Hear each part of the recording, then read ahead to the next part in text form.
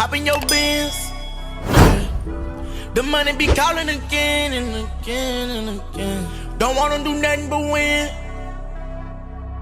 Starting to think that I'm moving too fast again and again. Told me you love. Show me your love. Let me see that you love. Let me feel it. So while we was going through our talking phase before we even moved in with each other after the twins, like while we was going through our talking phase, I was going to pick him up from his baby's mom's house because all this time he ended up having somebody pregnant and he was staying over there with him. Like before he came and moved with me. He was staying over there with her while she was pregnant. And you know how you believe people, like I'm not with her, I sleep on the couch, I do this, I do that. So of course I believed him because I was going to pick him up from over there and she would even see me and wave to me and stuff. So I was like, okay, well, I guess he's telling the truth. So this girl was pregnant and now we're together. So he's over there staying with me. So, you know, time is going by. I'm staying over there in Commerce City and eventually we end up moving like to Park Hill. And while we were staying in Park Hill, this is when I really start getting introduced to like who he really was again, like learning about the family and how the whole family had addictions. So when we were staying over in Park Hill, that's when his true self started coming out. It was always, you know, people coming over to the house. It was always crackheads, you know, his family coming to the house, doing drugs in my kitchen, on my floor, like just exposing me and my kids to stuff that we didn't even need to be exposed to. So a lot of the time, like my twins, they had a wonderful godmom at that time, and she would like take them a lot because I did not want my kids around or exposed to the stuff that I was going through. But I couldn't get him away, and you know, being that young, I didn't really want him away either. So my kids spent a lot of time away because even though I was doing this over here, I was smart enough to know I don't want them exposed to what's going on. So eventually, with all the drugs and stuff that was going on in there, that's when the abuse started coming into play.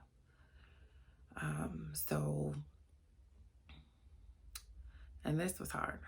So there was lots of times like how I told you guys he did with Lisa and how he just took off on her and started hitting her. That's the stuff that was happening to me. Like I would get hit for no reason, slapped for no reason. He would tell me, you better sit there and you better take it. If you flinch, then I'm gonna hit you even harder. Stuff like that. And this would be like in front of his friends. And I don't know what part of me thought that that was love or that was okay. But you know how in abusive relationships, when people apologize when they're done or they act like, you know, I didn't mean it, I don't know why I did that, you kind of get like suckered into it. Like, okay, he did that, but I know he didn't mean it, knowing that he meant it. I was every fat bee. I was ugly. I was not gonna amount to nothing. I was all of that. Meanwhile, you know, these were really insecurities that he had because this is the kind of treatment that he got when he was young.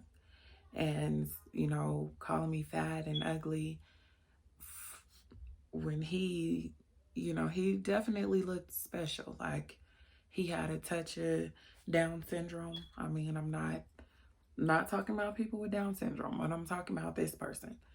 it just goes to show you, you know, people put off their insecurities on you. Meanwhile, they're, you know, the ones looking some kind of way.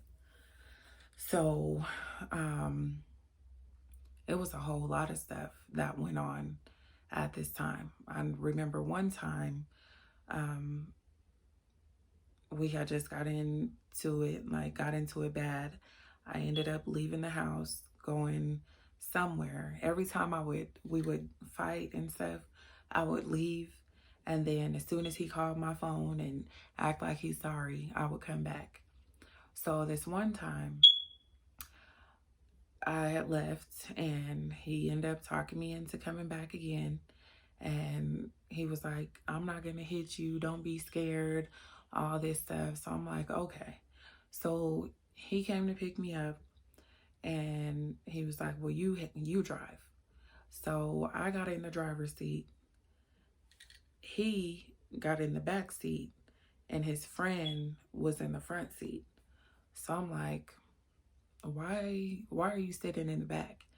And so I'm like driving. It maybe 10 minutes went by and he was like, so are you still scared? I was like, no, because we just talked about this. Like, what I need to be scared for? You said you weren't going to do anything. And he was like, well, you should be. Now, we were over like off of Montview. Back then, Montview was heavy populated drug area. So there was a murder that had happened over there.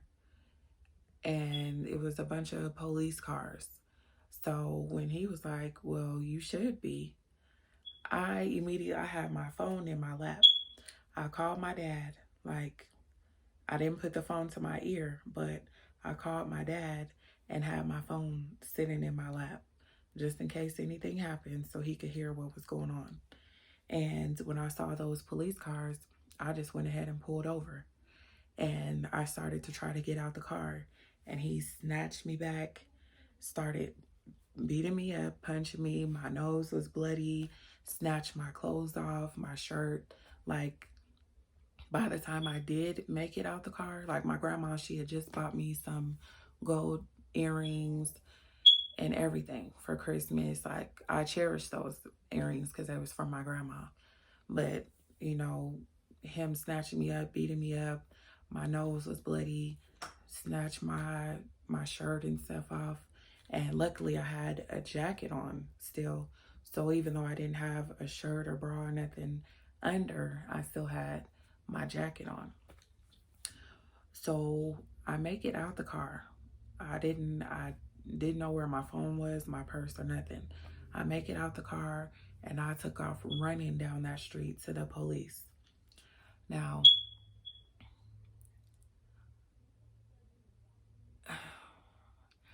the police see me bleeding, no clothes on. I think I even was missing a shoe, like no clothes on, bloody nose, blood on my jacket and stuff, this white jacket. They see this. I asked the police officer if I could use his phone to call my grandma or call my dad, whoever I said. And he tells me, you can't use my company phone. This is my company phone. Like, if that wasn't the most heartbreaking response, like, I don't know what is. I thought for sure, like, you see how I'm looking, like, I thought for sure he would help. So he said no. So this is nighttime, like 11 o'clock, like at night, while I'm outside like this. So I end up walking up the street. There was this guy outside of his house, and thank God he was out there. I asked him, could I use his phone to call my grandma or call my dad? And, you know, he let me use his phone. Like, thank you, because the police just told me I couldn't use his phone because it was a company phone. So I ended up using his phone, calling my grandma. I called my dad. I called Craig's homeboy, who was like always there for me all the time. and was just calling back to back to back. Now, while I'm calling, I see my phone lit up down the street where I had jumped out the car. So I went down there, I got my phone, I started calling everybody. So eventually, my dad heard the conversation, so I didn't know he was already on his way out there. But Craig's friend came to pick me up, and it was like 3 of them in the car, and they called Craig going off like, you done did this to her, she's bloody in the street and all this stuff. And I had them drop me off at my grandma's, and they dropped me off, make sure I was okay. My dad was waiting, but he ended up leaving because I didn't get there. Like, it took me a while to get there because I didn't know my phone was in the street for a long time. And by the time I had made it to my grandma's, he had already left, but told my grandma what happened. So I'm over there looking crazy, nose bleeding, eyes swollen, lips swollen, just looking bad. And ended up calling Craig.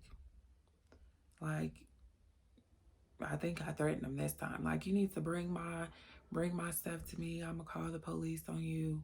I'm gonna do this, do that, knowing I wasn't gonna do any of that. So it was like the next morning, Craig ended up coming to pick me up from over there because, like I said, like an idiot, I would always go back. So that was that event, and we ended up getting over that one. And then we had a next event. Well, we always had events, but we had another event. And that event we're going to get to